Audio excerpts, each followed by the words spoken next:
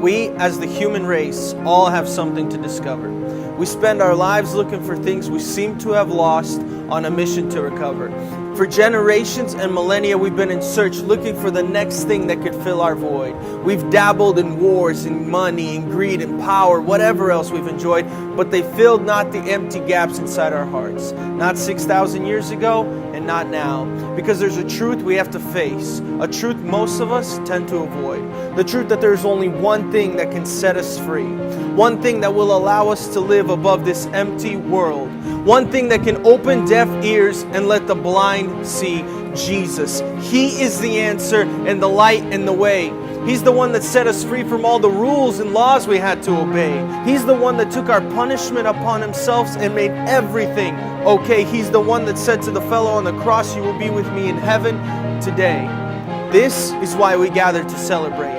Easter isn't about chocolate or eggs or a bunny. It's about the freedom brought to us through Jesus. The closed, dark, gloomy curtain between man and God, forever open and sunny. This is what we as the human race need to discover and see.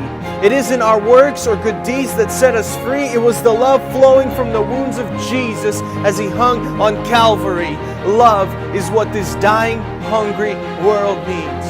Remember the woman at the well? She thought everyone had cursed and forgot her, but then she saw Jesus and he said, "You will never thirst again. I am the living water." Then this water, it died like a bad nightmare. 3 days there was weeping, but then a cry arose, "Peter, John, you will never believe this affair. Jesus has risen. There's no need to despair." This love given to us so freely, if we simply believe, is not done there. Jesus has a mission for every one of us in here. His love is in the business of the recycle. He said, "Go ye therefore and make a disciple." See, we celebrate today the peace we have in Jesus, the love that is always present, giving us the power to move.